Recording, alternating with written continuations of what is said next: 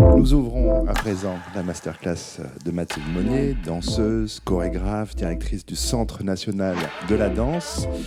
Une masterclass qui se déroule en public au studio 105 de la Maison de la Radio. Le principe de la collection est le suivant, savoir comment une ou un artiste construit une œuvre, au sens vraiment de la fabrication de celle-ci, de l'idée de départ jusqu'au moment où l'artiste considère l'œuvre comme achevée, des créatrices et des créateurs qui nous racontent le processus de son élaboration. Alors je vais bien sûr faire quelques rappels biographiques concernant votre parcours, Mathilde Monnier, mais peut-être une question préalable, puisque si on lit votre biographie sur votre site internet, le début de la première phrase est le suivant: « Venue à la danse tardivement ». Est-ce que vous croyez à la vocation pour autant, Mathilde Monnier ? Je ne pense pas que le terme me convienne véritablement, vocation, mais néanmoins, je pense que j'ai pratiquement toujours dansé. C'est-à-dire que depuis petite, je pense que dès que j'ai marché, j'ai dansé. Et il se trouve que voilà, la danse m'a habité toute ma vie, a été mon moteur dans ma vie. Donc, peut-être ça s'appelle la vocation, mais pas en termes de carrière, plutôt en termes d'être au monde. Le tardivement, ça veut dire après quoi ? Venu à la danse tardivement ? Tardivement, dans un métier où normalement, effectivement, il faudrait avoir commencé plutôt à l'âge de 10 ans. Moi, j'ai véritablement commencé à prendre des cours de danse à l'âge de 15-16 ans. Ce qui est déjà tard parce que le corps est formé, voilà. Et toute la phase où le corps peut encore se transformer est dépassée. Donc moi j'avais déjà mon corps d'adulte, ce qui fait que c'est toujours plus difficile de transformer son corps. D'un point de vue anatomique, je dis. Mais est-ce que c'est pas finalement une forme d'atout aussi de commencer tardivement ? Votre corps d'adulte, vous l'aviez, c'était avec cet outil-là que vous alliez pouvoir travailler, alors qu'effectivement, je ne m'étais pas posé la question, mais en vous écoutant, commençant effectivement la plupart du temps très jeune, non seulement on travaille sur son corps, mais on travaille sur un corps qui est en train de changer de façon très importante. Vous, c'était fait. Moi, c'était fait, mais c'est jamais complètement fait, parce que je crois que même encore maintenant, je continue à mon corps change, et je pense que le corps change toute sa vie, et il a toujours la possibilité de changer. C'est ça qui est incroyable, de découvrir encore qu'à 50 ans passés, on peut encore modifier son corps. Donc j'ai toujours bâti mon travail sur cette possibilité constante de faire, voilà, que le corps réserve des surprises incroyables. On reviendra sur quelques-unes de ces surprises. Je poursuis le court résumé biographique pour dire que vous avez débuté donc comme danseuse dans la compagnie de Viola Farber, puis vous avez débuté en 83 à créer vous-même des pièces chorégraphiques en solo, en duo, en groupe. La première, c'était vraiment en groupe. Là, en 1983, vous étiez 5 à co-signer avec notamment Joseph Nadj et François Verret. Plusieurs créations ensuite avec Jean-François Durour, puis la première création solo, Je ne vois pas la femme cachée dans la forêt, en 88. Cette première fois toute seule mais cachée, vous en avez quel souvenir, Mathilde Monnier ? Ça a correspondu à un moment très important pour moi, parce que je travaillais donc avec Jean-François Durour, avec qui j'avais fait déjà 2 créations. D'une certaine manière, c'était une manière aussi de se protéger, de faire des créations à 2, et puis pour des circonstances à la fois assez douloureuse, assez compliquée. Voilà, on s'est retrouvés, Jean-François et moi, à faire chacun à devoir presque, c'était comme une commande, à devoir faire une pièce, chacun seul de notre côté. Et moi, je me suis retrouvée en 7 semaines. Il a fallu que le Théâtre de la Bastille m'avait commandé une pièce, et il fallait répondre à la commande. Et en 7 semaines, j'ai fait cette pièce, Je ne vois pas la femme cachée dans la forêt. Ça a été une sorte de bolide artistique, parce qu'il a fallu la faire très vite, et ça a correspondu aussi à la mort de mon père qui est décédé pendant la création, et donc voilà, c'était une espèce de pièce à la fois comme une naissance et en même temps complètement chaotique. En même temps, j'étais dans un grand bouleversement de ma vie, et tout est arrivé un petit peu en même temps.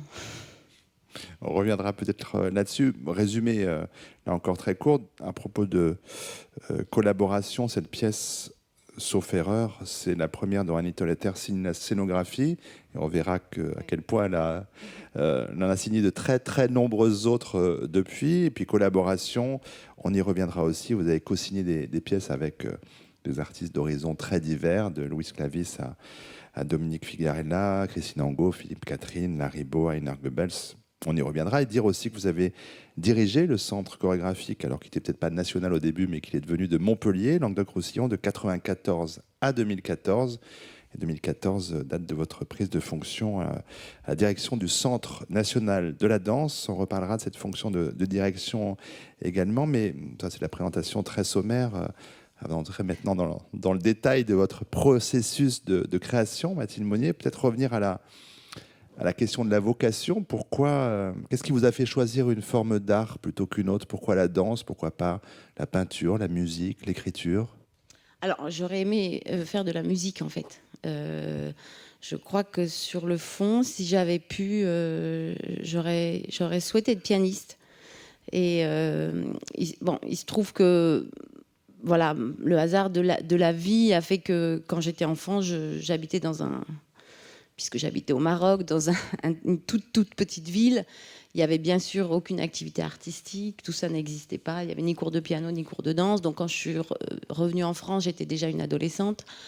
Et en fait, j'ai souhaité faire du piano. Et il s'est trouvé que la professeure de piano, le premier jour du cours, m'a dit que j'avais des mains qui étaient beaucoup trop souples et qui ne seraient jamais assez musclées et que je ne pourrais pas jamais être une bonne pianiste et qu'il fallait mieux s'arrêter tout de suite dès la première leçon.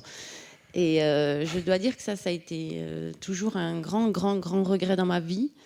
Et je crois que c'est à ce moment-là que je me suis dit, bon, si je fais pas de la musique, je vais peut-être prendre un cours de danse. Et je suis allée dans une petite école de province, commencer des cours de danse. Et on m'a dit aussi, tu ne peux pas faire de classique, il faut que tu fasses du contemporain, du moderne. À l'époque, on disait du moderne, parce que tu es aussi trop âgé, tu ne peux pas prendre des cours de danse. On a décidé pour vous. Oui, je pense que j'ai aussi décidé pour moi-même. En tout cas, c'est souvent comme ça dans la vie. Les choses décident on croit que les choses décident pour vous, mais finalement, on est quand même acteur de ses propres décisions. Alors, pour autant, il y a évidemment d'autres arts qui nourrissent votre travail.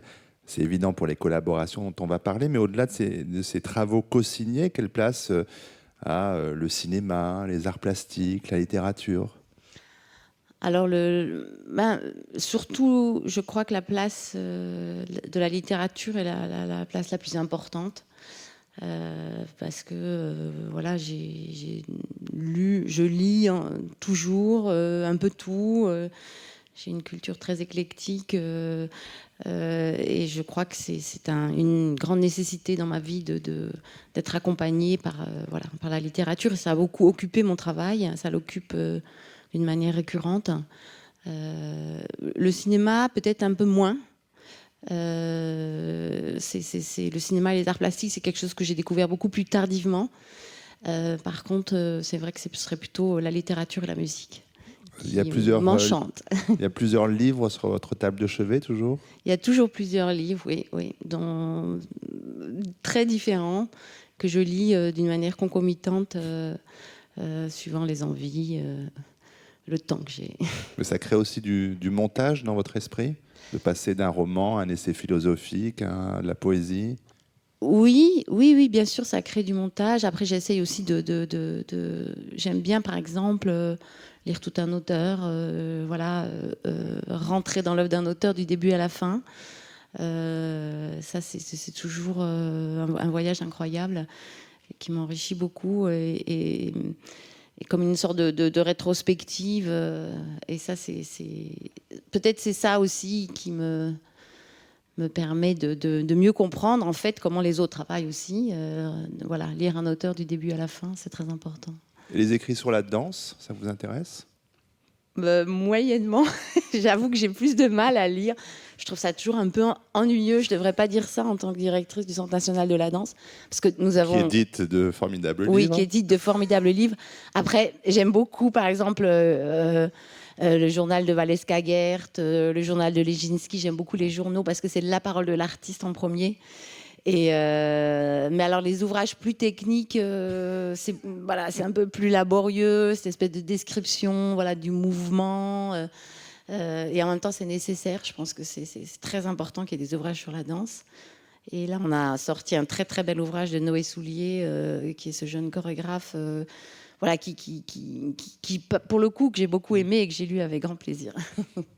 Alors, pour être aussi un peu plus précis sur votre parcours, Mathilde Monnier, il faut revenir quand même sur ce séjour en Afrique en 1992, un séjour qui va donner naissance tout d'abord au spectacle Antigone. Vous dites qu'avant cette date, vos pièces accumulaient les belles formes, je vous cite, sans savoir où vous alliez, que c'est grâce aux danseurs africains que vous avez accédé à la nécessité intérieure de votre danse, à sa vérité profonde.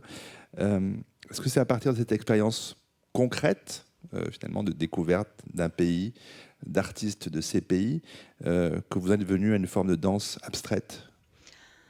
Je ne crois pas que je fasse une danse abstraite. À cette époque-là, vous le disiez. Oui, je le disais, d'accord, ok. Je pense qu'il y a eu les tout premiers spectacles ont été des spectacles qui ont Pudique Acide, Extasis, La Femme Cachée, qui ont une sorte de vérité qui correspondait à une vérité de quelque chose que j'avais besoin d'exprimer sur le plateau. Et puis après, effectivement, il y a eu des pièces un peu moins nécessaires, un peu moins intéressantes.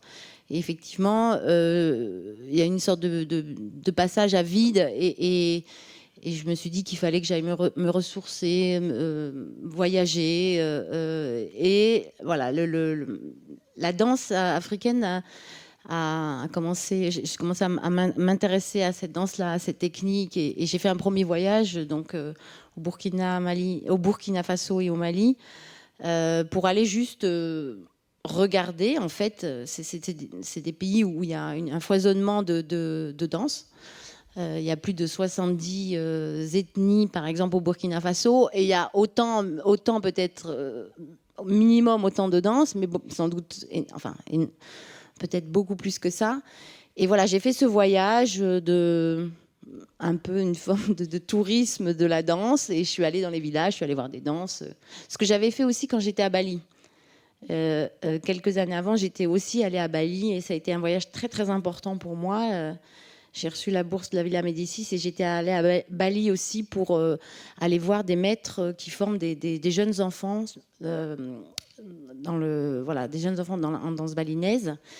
Et voilà, ces deux voyages ont été des moments qui m'ont habité, marqué toute ma vie, dans lesquels j'ai tiré de grands enseignements.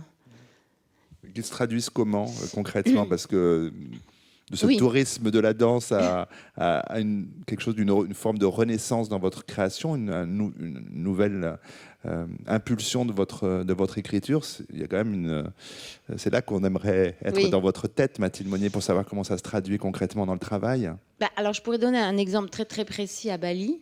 En fait, ce qui m'avait complètement fascinée à Bali, c'est notamment dans la transmission de la danse balinaise chez les petits-enfants, donc, qui ont en général entre 9 et 7 ans. C'est qu'en fait, le maître se positionne derrière le danseur et que la transmission se fait par le dos.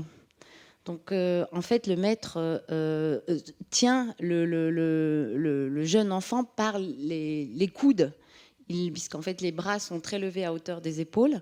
Et en fait, le maître guide l'enfant comme une marionnette par le dos. Donc, à la différence de la danse classique, la danse contemporaine, l'enfant n'a pas le miroir. Il ne voit pas face à lui l'exemple de ce qu'il a à faire, mais il le ressent dans le dos. Et un peu comme vous savez, les marionnettes de Java, voilà, qu'on soutient à partir des épaules avec des fils. Et donc, cette idée que finalement, le modèle n'est pas en face de soi comme une image, mais derrière soi et qu'on le ressent par la colonne vertébrale, ça, c'est quelque chose, par exemple, que j'ai beaucoup utilisé quand j'ai fait un travail donc, en hôpital psychiatrique avec des autistes et qui a été une sorte de fil conducteur pour moi dans la pratique de transmission du mouvement dansé. Il y a ce que vous avez vu, ressenti dans ces voyages, mais on parlait de la façon dont les autres arts pouvaient nourrir votre travail, Mathilde Monnier. Comment la danse des autres, les autres chorégraphes, alors occidentaux, africains, asiatiques, peut nourrir votre travail à vous? Comment vous regardez la danse des autres? Je la regarde avec beaucoup de curiosité, aussi de la jalousie parfois, parce que je vois des choses extraordinaires. C'est vrai que j'ai été très nourrie, notamment par la danse américaine, notamment par le travail de Merce Cunningham, puisque j'ai eu cette bourse pour aller à New York, et j'ai eu la chance de travailler dans le studio de Merce Cunningham. Et j'aurais adoré rentrer dans la compagnie, mais à l'époque, Merce ne prenait pas de danseurs européens. Et tant mieux pour moi. Ça aurait été une autre vie? Une autre vie, oui. Et vraiment, cette rencontre avec Merce Cunningham a été quelque chose qui m'a nourri toute ma vie, à des moments très, très différents dans mon parcours. À chaque fois que je voyais les pièces de Merce, je pouvais saisir l'intelligence du travail, l'intelligence et la complexité de cette danse. Et je crois que ça a été tout le temps un espace pour moi qui m'a à la fois donné du courage, qui m'a aidé à continuer, qui m'a aidé à persister en fait dans des moments de difficulté. Je pense aussi que Merce Cunningham, le fait qu'il ait dansé si tard aussi, ça a été un exemple incroyable pour toute notre génération. Qu'il se soit tout le temps remis en question, qu'il se soit en permanence, qu'il invente en permanence son rapport au mouvement, qu'il ait toujours cette malice dans la danse, cet humour, ce détachement aussi, que la danse soit à la fois quelque chose d'extrêmement important, mais en même temps extrêmement sérieux et en même temps extrêmement léger. Voilà, donc ça c'est une expérience qui a été et qui reste toujours extrêmement importante. C'est vrai que tout ce que vous venez de dire sur lui, on pourrait l'entendre vous concernant, Mathilde Monnier, ce rapport à la réinvention, cet humour, cette distance, ce très grand sérieux, cette légèreté, cette force. Là, vous entendez que vous venez aussi de parler de vous en parlant de lui? Tant mieux. Oui, peut-être, sûrement. Je pense qu'on va chercher chez les autres quelque chose qu'on a en soi, sans doute, ou en tout cas qu'on espère atteindre. Et oui, je crois que cette distance que l'art permet, c'est peut-être l'endroit finalement où je me situe. C'est-à-dire, c'est jamais totalement tragique, mais c'est jamais totalement comique non plus, mais c'est jamais ironique. Ça, c'est très important. Mon travail n'est ni ironique ni sarcastique. Il y a un autre endroit qui est peut-être un endroit d'une certaine légèreté. Oui. Légèreté sérieuse? Légèreté sérieuse, je n'osais pas le dire, vous le dites pour moi. Je l'avais dans ma tête et je me disais, mais légèreté sérieuse, c'est un drôle d'expression, mais c'est effectivement ça. Il y a les maîtres, alors il y a Merce Cunningham surtout pour vous, il y a d'autres de cette génération-là qui comptent bien sûr, et puis il y a vos contemporains, et puis il y a ceux qui sont venus depuis. Qui est-ce qui compte pour vous dans le paysage? De qui vous avez envie de voir les créations aujourd'hui, Mathilde Monnier? Alors aujourd'hui, je ne sais pas, mais il y a quand même quelqu'un dont je voudrais parler qui a été extrêmement important pour moi, qui n'est pas quelqu'un de la danse, qui est Tadeusz Kantor. Étrangement, je pense que c'est un des artistes qui m'a le plus marqué, enfin, qui a été un choc perpétuel, qui m'a imprimé en tout cas un univers.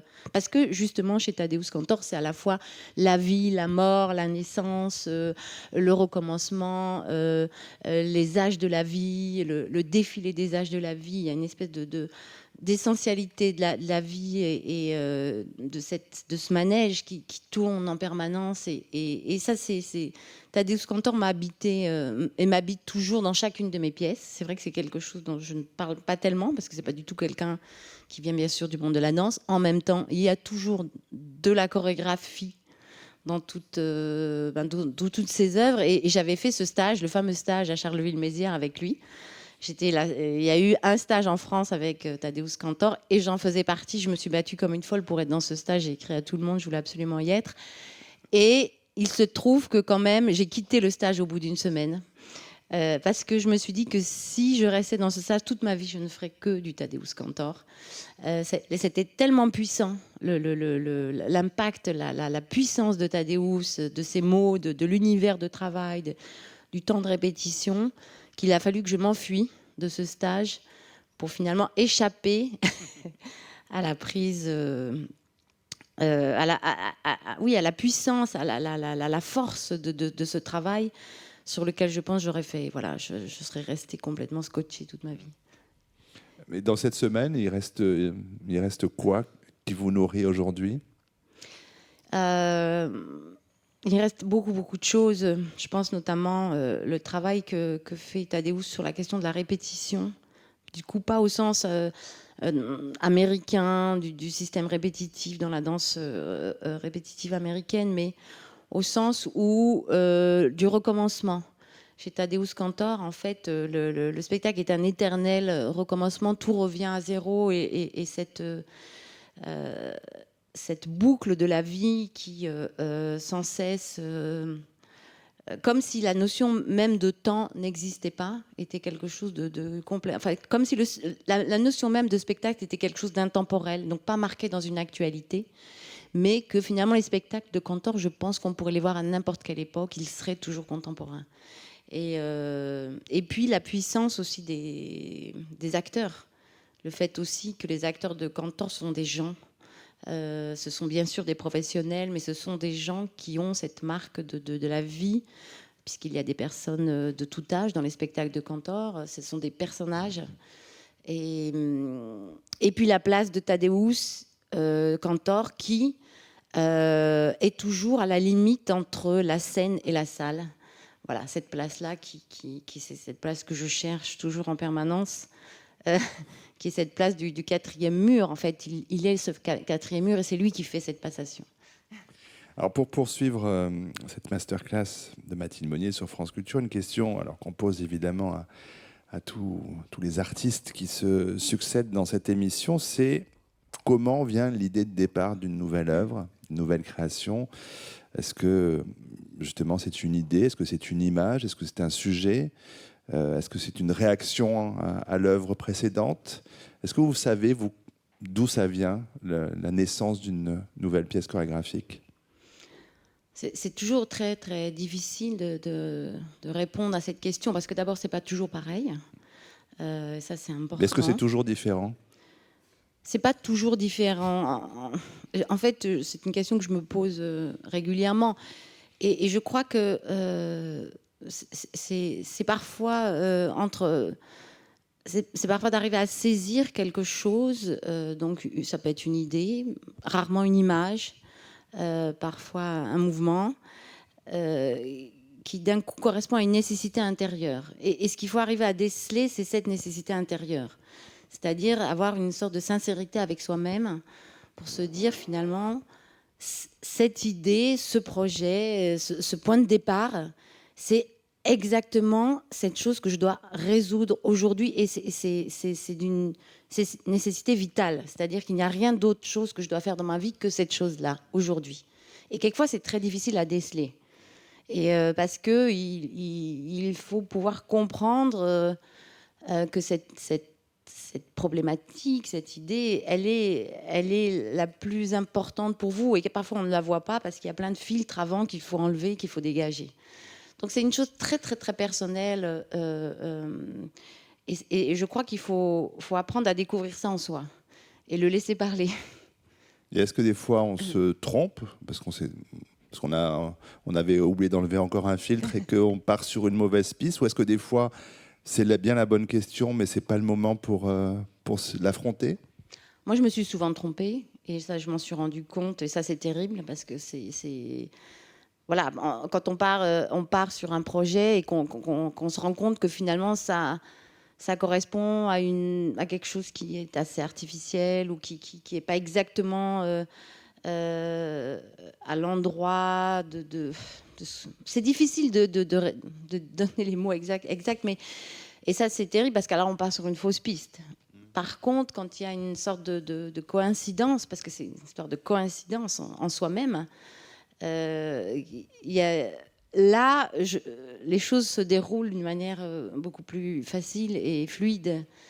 Et il faut accepter aussi que nos propres idées soient des idées très bizarres, pas du tout dans l'air du temps, qui ne correspondent pas à ce que les autres cherchent. Il faut aussi accepter que les idées sont parfois des idées très saugrenues et qu'elles ne correspondent pas à ce que les producteurs voudraient, qu'elles ne correspondent pas à ce qu'est aujourd'hui peut-être une attente, là où on vous attend. Donc il faut accepter ça aussi. Ça, c'est plus compliqué. Un exemple d'idée saugrenue parmi les créations de Mathilde Monnier qui ne correspondaient pas à ce qu'on attendait de vous, ou ce qui était dans l'air du temps, mais qui était votre nécessité? Il y en a eu beaucoup. Il y en a eu beaucoup. Par exemple, quand j'ai commencé à faire ce travail avec les autistes, alors que je venais d'arriver à Montpellier, dans cette ville où on attendait quelque chose d'assez flamboyant dans mes créations. Pourquoi est-ce qu'elle va travailler avec des autistes? C'est quand même une chose...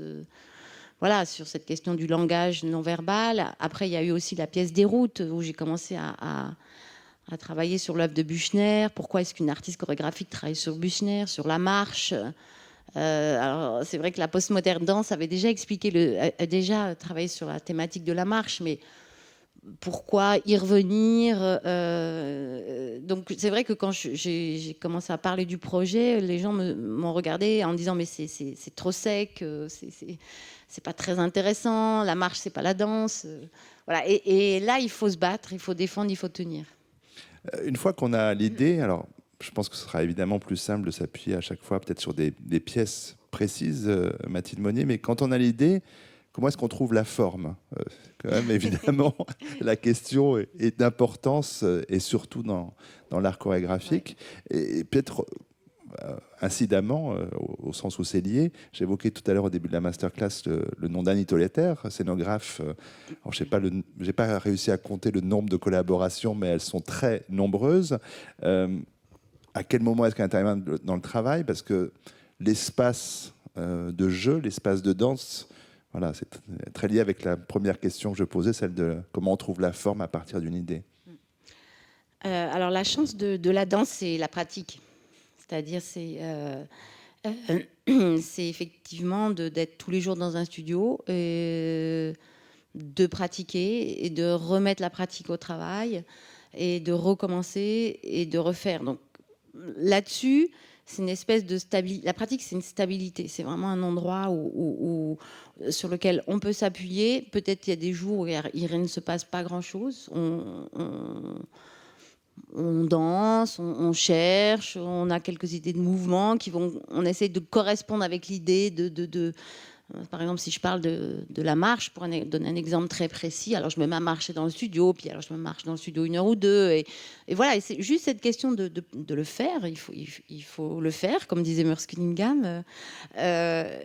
Ça, c'est très rassurant, c'est-à-dire, voilà, on va dans le studio, puis on essaie de faire l'idée qu'on a dans la tête, et puis il faut passer plusieurs jours dessus, et au bout d'un moment, quelque chose se stabilise, par exemple, ou quelque chose se fortifie de cette expérience-là. Donc ça, c'est très agréable et très bien et très constant. Et ça, c'est un travail solitaire? Là, vous êtes seul à ce moment-là? Alors, je le fais souvent seul dans les périodes d'approche de création. Je travaille seul dans le studio. J'écris aussi beaucoup. En fait, depuis quelques années, j'ai développé plusieurs types de petites techniques personnelles pour me mettre au travail. Et une des techniques personnelles, c'est j'écris, je fais des formes de pratiques d'écriture automatique qui sont une manière de libérer en fait la tête.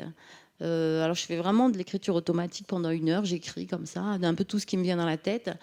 Et pareil, les filtres au bout d'un moment disparaissent, toute la espèce de, pas la pollution, mais tout ce qu'on a vécu dans la journée, toutes les informations qu'on a en permanence, finalement se mettre dans cette écriture-là. Et au bout d'un moment, j'arrive à quelque chose d'un peu plus essentiel, et j'arrive au travail en fait finalement. Et puis l'autre chose, c'est l'espace, comme vous le disiez. Donc avec Annie Toletter, la première chose qui m'importe, c'est l'espace. Donc, on passe des heures à organiser comment on va aménager le studio. Alors, est-ce que la face va être derrière nous? Est-ce qu'on va mettre des chaises en quadrifrontale? Est-ce que la porte du studio va rester ouverte pendant les répétitions? Ou est-ce que quand les danseurs vont fermer, on va fermer la porte pour qu'ils soient complètement fermés? Mais parfois, ça passe par des choses extrêmement obsessionnelles et pointilleuses. Pour moi, c'est très important comment les danseurs vont rentrer dans l'espace la première fois. Qu'est-ce qu'il y aura comme objet sur le plateau? Par exemple, est-ce qu'il y aura des costumes déjà? Est-ce qu'il y aura de la lumière? Est-ce qu'il y aura un tapis de danse? Est-ce qu'on va travailler sur du plancher? Est-ce qu'il y aura des chaussures? Ça passe par vraiment des choses très, très, très pragmatiques. Et c'est à partir de ça que ça commence. La méthode de travail, alors vous avez révélé quelques éléments à l'instant, Mathilde Monnier, mais est-ce que c'est aussi, hélas, les deux sont liés, il y a le corps et le corps de la danseuse. Est-ce qu'il y a une discipline particulière, des horaires particuliers, des rituels, des passages obligés dans vos journées, dans votre processus de création? Oui, ça fait partie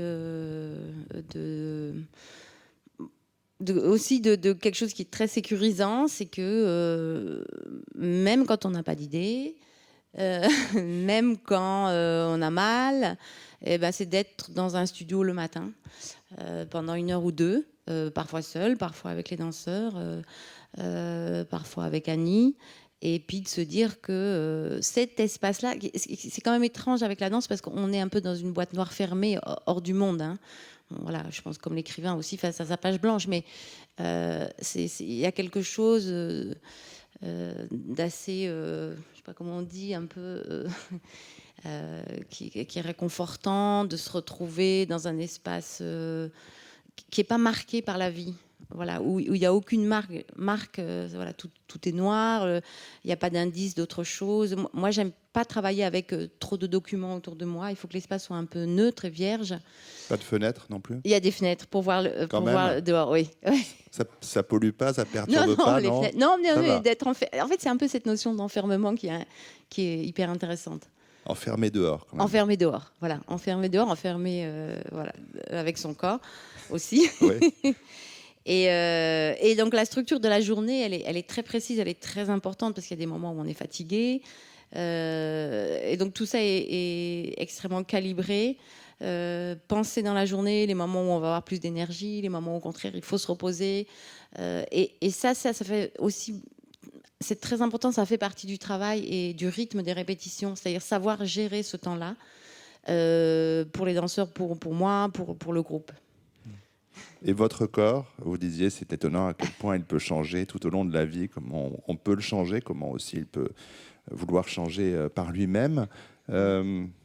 C'est une conversation quotidienne? Oui, c'est une conversation journalière. Oui, alors c'est une conversation très professionnelle. Parce que, bien sûr, à force de travailler son corps, c'est vrai que le corps gagne en expertise, en finesse. C'est de l'hyper-technicité, quoi. On est vraiment dans une connaissance de soi qui est extrêmement technique, qui est extrêmement affinée. Et voilà, c'est comme de continuer à rentrer dans une sorte de logiciel très complexe dans lequel finalement on affine toutes les connexions. Parce que le corps, c'est une histoire de connexion, c'est-à-dire arriver à connecter les différentes parties de son corps.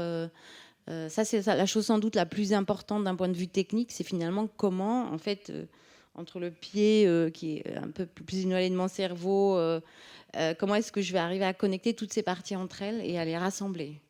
Et donc ça, c'est un travail assez complexe qu'il faut pouvoir faire chaque jour. Et comment je vais pouvoir aussi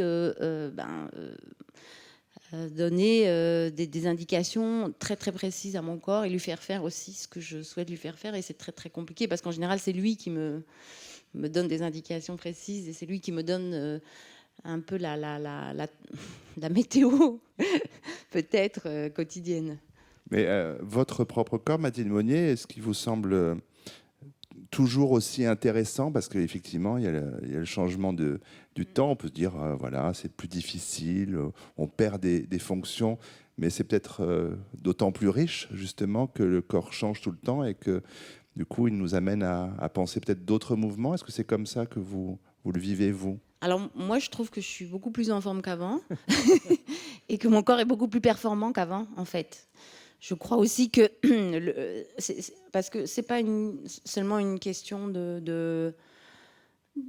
d'âge, le corps, c'est beaucoup plus que ça. C'est-à-dire que c'est une question de connaissance de soi et de se connaître, de faire avec bien sûr les blessures, de faire avec les difficultés, de faire avec le souffle, avec l'énergie. Et ça, c'est ce qu'on apprend, c'est ce qui s'affine et c'est aussi ce qui s'adapte en fait. Et c'est ce qu'on ne comprend pas quand on est un jeune danseur. Quand on est un jeune danseur, on pense que il faut absolument déployer tous les atouts du corps. En fait, c'est beaucoup plus complexe de ça. Il y a beaucoup plus de finesse. Et je crois que je suis meilleure sur un plateau aujourd'hui que je ne l'étais avant. En tout cas, je me sens mieux. Et physiquement, j'apprends encore énormément à des choses que je ne connaissais pas de mon corps. J'en apprends tous les jours. Et qu'est-ce qui vous est le plus difficile dans le processus de création, finalement, parce qu'on a évoqué ces différentes étapes, la naissance, la possibilité de se tromper de projet, la répétition des journées. Qu'est-ce qui est le plus difficile, Mathilde Monnier? Ce qui est le plus difficile, c'est d'être constant. Ce qui est le plus difficile, oui, c'est d'être sincère avec soi-même, c'est-à-dire de ne pas se laisser emporter par d'autres influences, d'être intègre avec soi-même, de poursuivre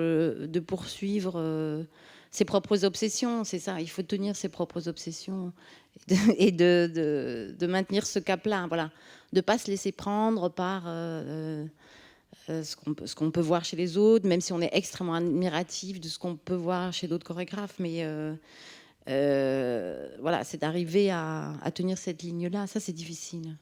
Alors peut-être que pour tenir ces obsessions, c'est bien d'aller à la rencontre de celles des autres. J'ai évoqué la question des collaborations. C'est vrai que c'est une question qu'on pose à tous les artistes qui se succèdent dans ces masterclass. Mais pour vous, évidemment, Mathilde Monnier, la question se pose plus particulièrement. Comment vous vient l'idée de proposer à un écrivain, Christine Angot, à un musicien, Philippe Catherine, à un plasticien, Dominique Figarella, ou à beaucoup d'autres, de travailler avec vous à une création commune? Est-ce que ça répond au même type de désir chez vous que les créations, je dirais, solo, ou est-ce qu'il s'agit à chaque fois d'un déclic, d'une nécessité différente? Qu'est-ce qui vous fait aller vers l'autre?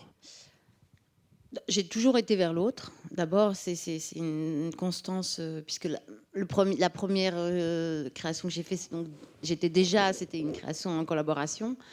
Et je pense qu'aussi, ce qui m'a fait venir à la danse, c'est aussi de travailler avec les autres, d'être en collectif. Et j'adore ça. Et c'est vraiment le moteur aussi de mon travail, c'est d'être dans un groupe, de travailler avec d'autres gens. Et donc, cette situation de la collaboration, elle est très naturelle. Ça n'a jamais été quelque chose d'exceptionnel dans mon travail. Ça a été toujours une sorte d'habitude, de dialogue qui a été qui m'a permis voilà, peut-être aussi de répondre à des choses que je n'avais pas faites dans ma vie. C'est-à-dire que j'ai pas fait des études de philosophie, donc je suis allée rencontrer un philosophe. J'ai pas été musicienne. Voilà, j'ai pas été musicienne, donc.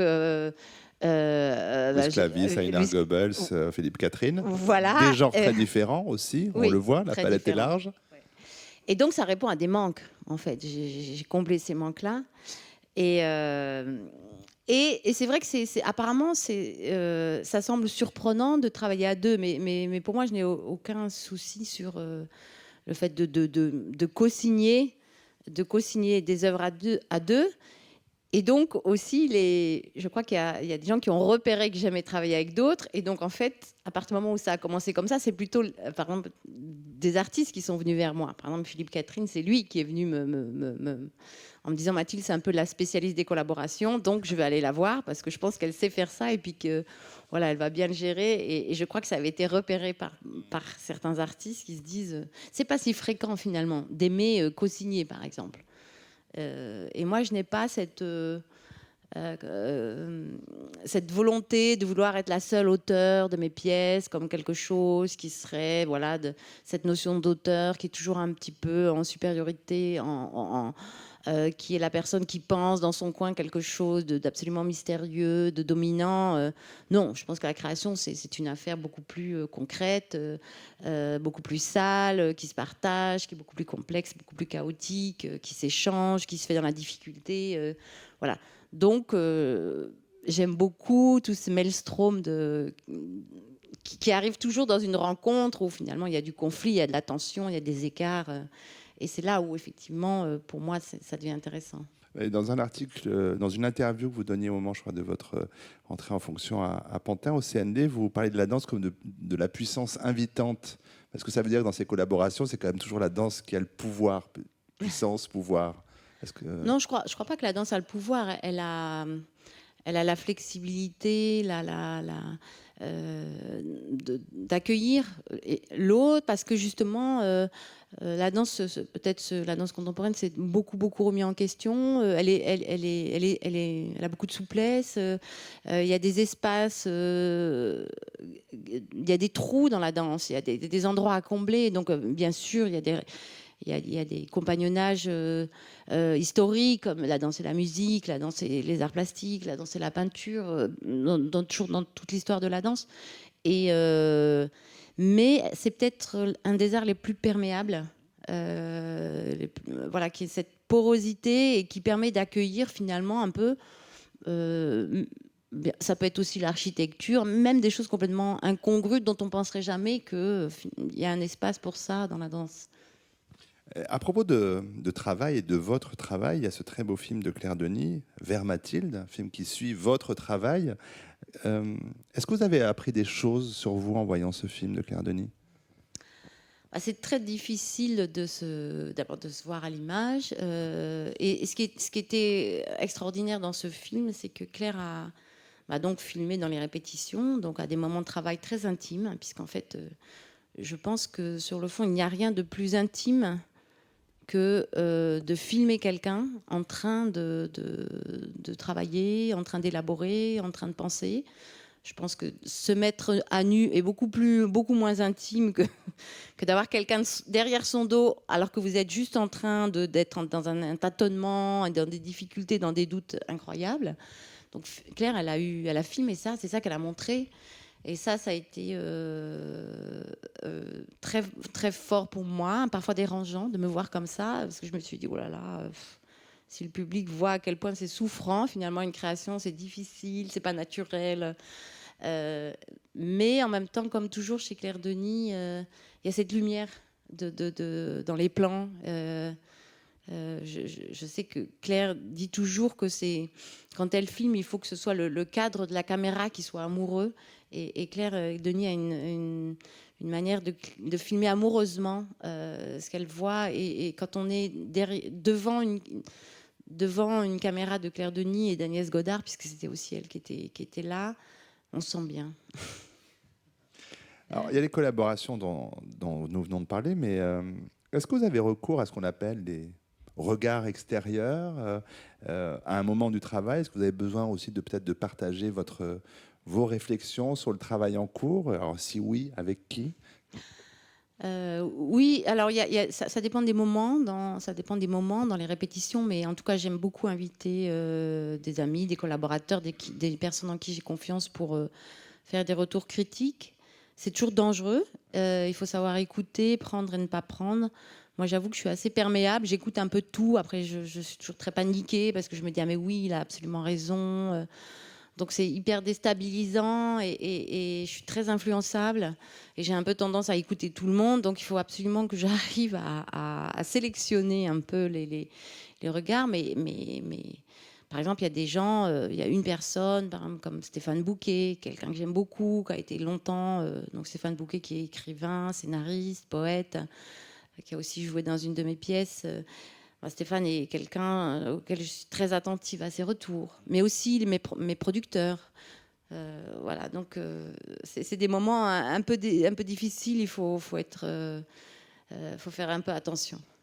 Alors, question qui découle, mais qui est aussi valable pour tous les artistes de ces masterclass sur France Culture. Comment est-ce qu'on sait qu'une œuvre est achevée, qu'on sait que c'est fini, qu'il ne faut plus y toucher, si tant est que ça puisse vraiment exister en spectacle Ouais. vivant? Non, une œuvre n'est jamais achevée, mais elle est stabilisée. C'est ça, moi je dis Presque plutôt un ça. terme médical, ça. Ouais, c'est un terme médical, c'est-à-dire il arrive à un moment donné, et moi je le dis vraiment, le moment, j'arrive vraiment à l'identifier avec les danseurs. Je dis bon là, voilà ce qu'on a stabilisé, et maintenant on est dans des sortes de variations. Donc on peut aller un petit peu au-dessus, un peu en dessous, mais il y a une espèce de ligne qui est écrite, et il ne faut pas que ça bouge, cette ligne-là. Donc on l'identifie, on l'explique, on en parle, c'est très très très précis. Et cette stabilisation, voilà, il faut pouvoir la conserver. Et donc, c'est des tas de grilles qu'on établit, tout ça, c'est très, très, très technique. Mais c'est une manière aussi de savoir, c'est une sorte de contrat aussi qu'on a avec les danseurs à ce moment-là. Mais alors, si j'en crois votre site internet, vous avez créé ou co-signé 53 pièces chorégraphiques. Vous avez joué certaines d'entre elles sur une durée assez longue. Alors peut-être m'arrêter dans un premier temps sur cette question-là. Comment on stabilise sur une durée assez longue d'exploitation d'une pièce? Comment est-ce que une pièce que vous avez jouée 30, 40, 50 fois reste dans cette stabilisation?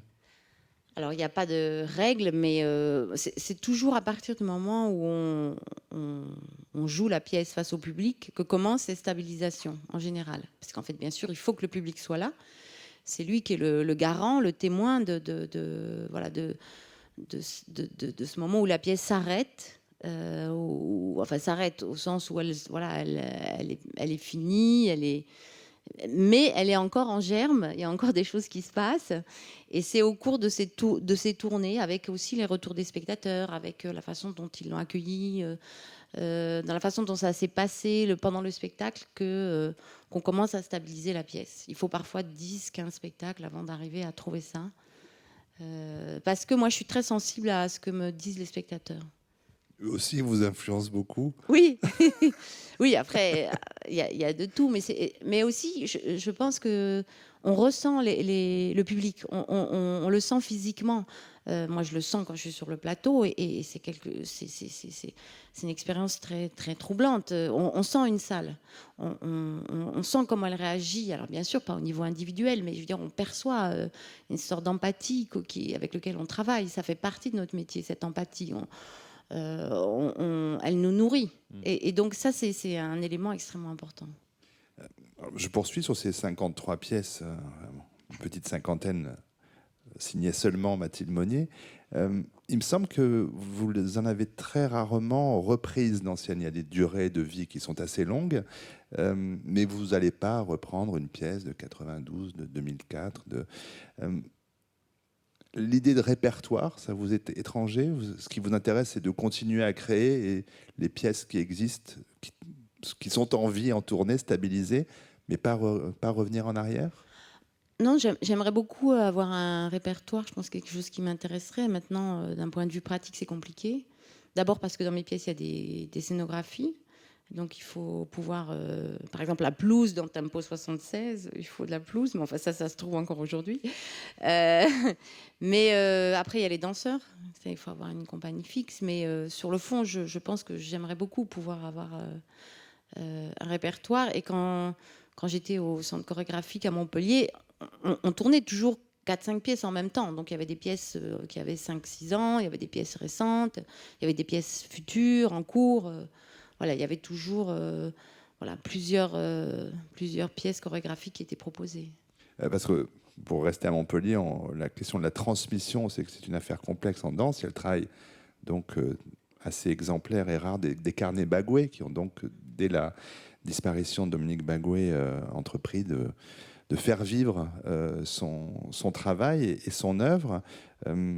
Ça pose aussi la question, un peu autrement, mais de la postérité. Est-ce que ça se pose pour vous? Est-ce que vous aimeriez que des pièces de Mathilde Monnier soient données dans très longtemps, quand vous ne serez plus là?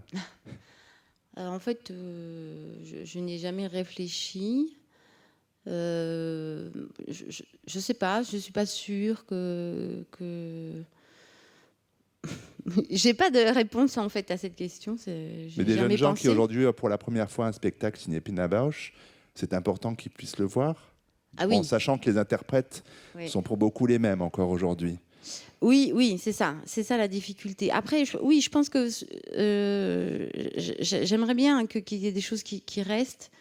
Je pense que c'est important. Je pense, d'ailleurs, c'est ce qu'on fait au Centre national de la danse. On va interroger des jeunes, du jeune public, des jeunes danseurs, et on leur dit qu'est-ce que vous aimeriez voir, dont vous avez entendu parler, que vous n'avez pas vu. Et alors ils nous disent ah ben tiens, moi la pièce de Vera Montero, tel solo, voilà, la pièce de Mark Tompkins, Lucinda Child, telle pièce là, j'en ai toujours entendu parler, j'ai vu des extraits en vidéo, mais je la vois pas. Et on essaye donc de remonter ces pièces et bon, et peut-être une fois une de mes pièces, bien sûr, avec plaisir. Et je pense que c'est important parce que de la même manière que dans les arts visuels, il y a cette possibilité de pouvoir retraverser l'histoire d'une manière au présent. Dans la danse, enfin, moi je milite beaucoup pour que voilà, ce soit pas l'histoire contemporaine, soit pas que les créations d'aujourd'hui, mais qu'on puisse sans cesse pouvoir faire une sorte d'aller-retour avec des pièces qui sont au moins autant contemporaines. Et c'est pas parce qu'elles sont pas d'aujourd'hui, mais qu'elles sont d'il y a 20 ans qu'elles ne sont pas contemporaines, et que voilà, on puisse retracer cette histoire-là. Donc voilà, ça fait partie quand même de ce qu'on a mis en place à Pantin, au Centre national de la danse, et que je défends avec vigueur. Alors, concernant le présent, Mathilde Monnier, comment est-ce que vous vivez la réception, alors publique, vous l'avez dit un peu, de votre travail, mais la réception critique, le fait de jouer dans le monde entier, pas seulement d'avoir un rayonnement national, mais international. Est-ce que tout ça, ça compte d'exister dans cet espace de l'art au présent pour vous?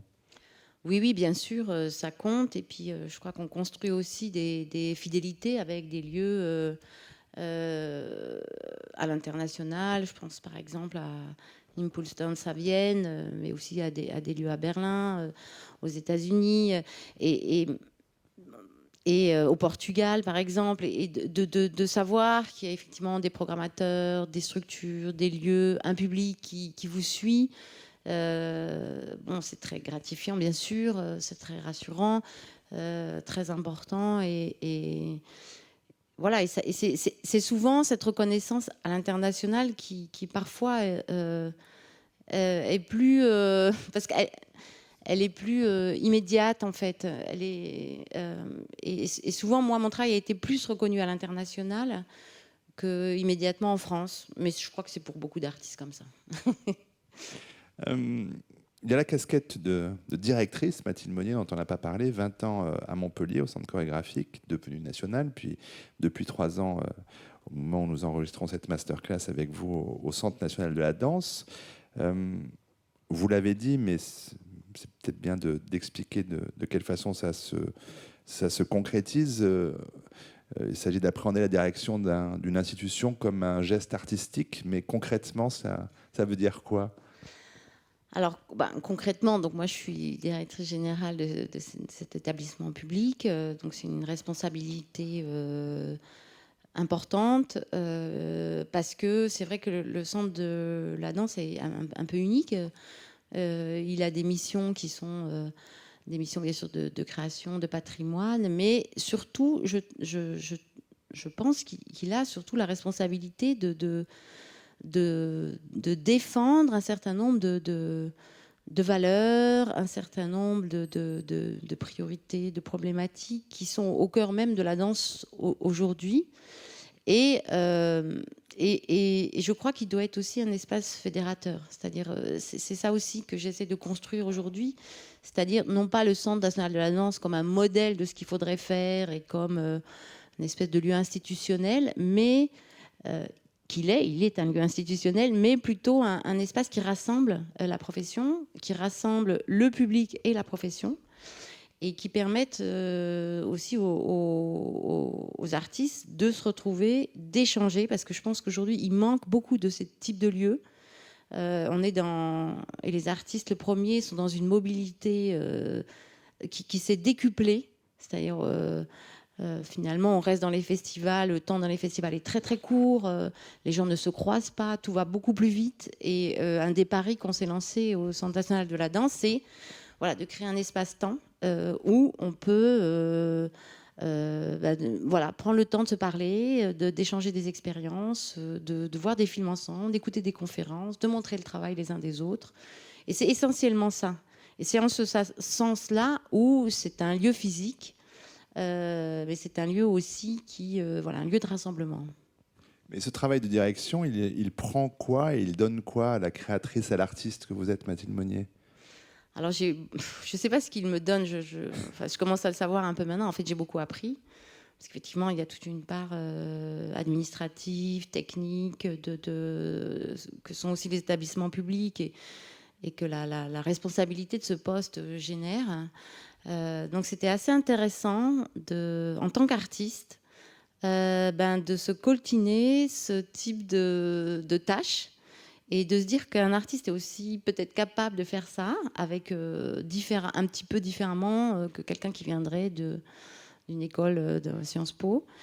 C'était une sorte de défi. Et moi, je pense qu'il y a de l'artistique un peu partout. En tout cas, j'essaye d'en mettre un peu partout dans les relations, même dans parfois des dérogatives du ministère qui sont extrêmement techniques. J'essaie de regarder ça aussi avec un certain humour et légèreté. Voilà, et c'est d'amener aussi un autre esprit dans le travail. Ce qui est difficile dans ce type de grande maison.